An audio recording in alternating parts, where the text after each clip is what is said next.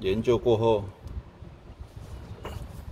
用铁锤把它从这边敲下来，因为它这边都生锈，它咬死了，所以就用铁锤把它敲下来。这边敲坏了，但是这一颗已经坏掉，所以没差。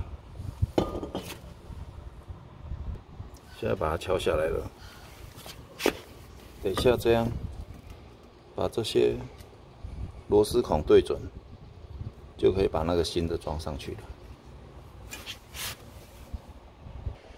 这是新的，打开。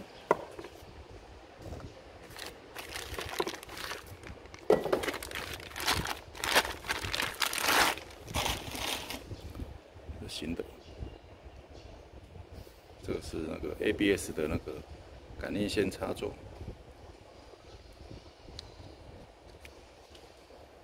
拿来比对一下。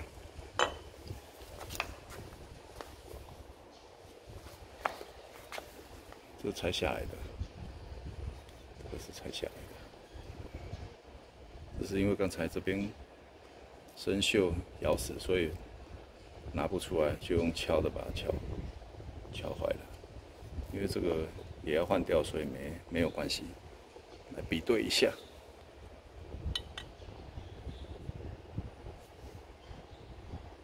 比对一下，都一样。这个都一样，直接上车吧。插头也是一样。好，那就直接上车了。先把这个盘子，这有4个孔，把它调整好，这样4个孔位都中。这个 ABS 的那个要朝上，再把这个装上去。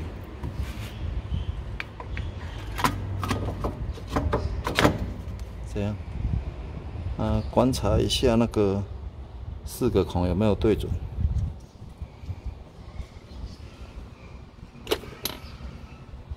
再就把螺丝锁上去。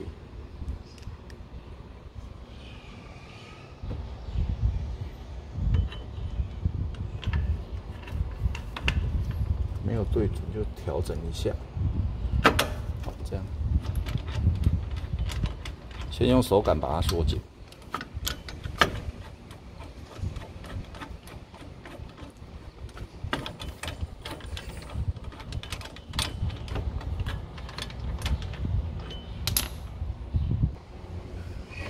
先用手感这样吹一吹，吹后按，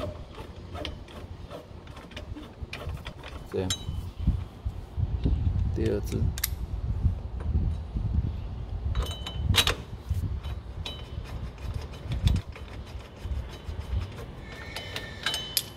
再来第3只。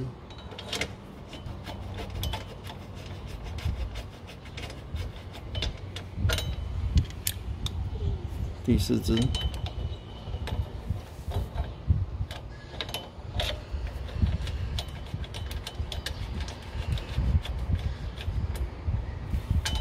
这样都紧了，再用工具把它锁紧。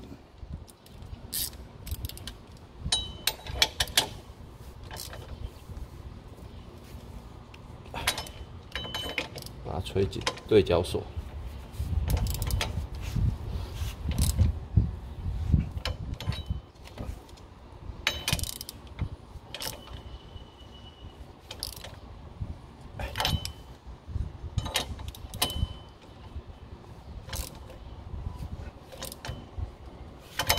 这样就锁紧了。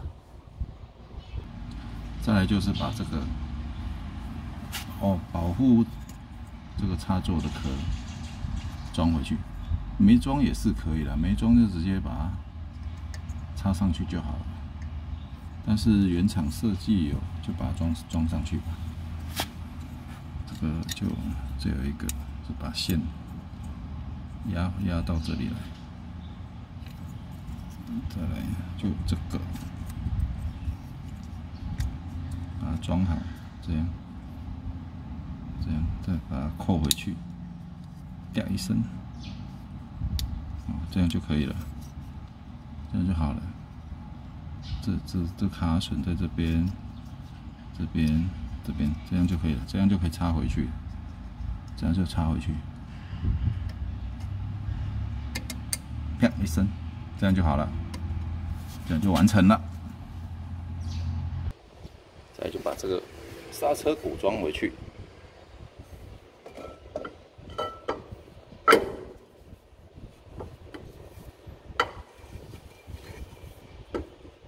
再装轮胎。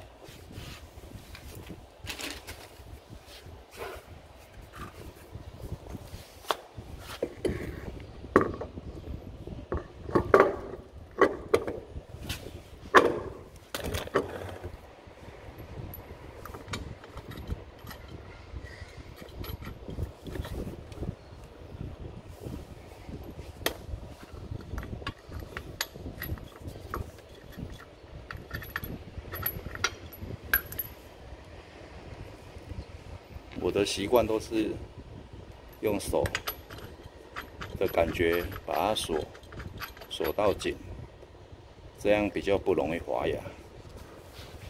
有的人是锁个2圈就用电动工具，这样容易滑牙，所以我的做法是先用手把它锁紧，用手锁紧了，再用电动工具21号的套筒。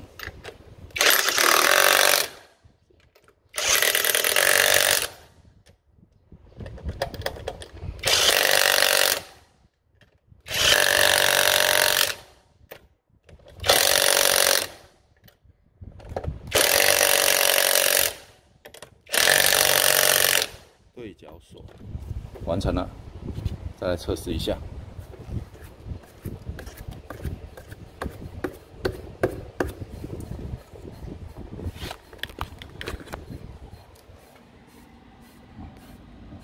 本来有声音的，现在没有了，现在没声音了，这样就完成了。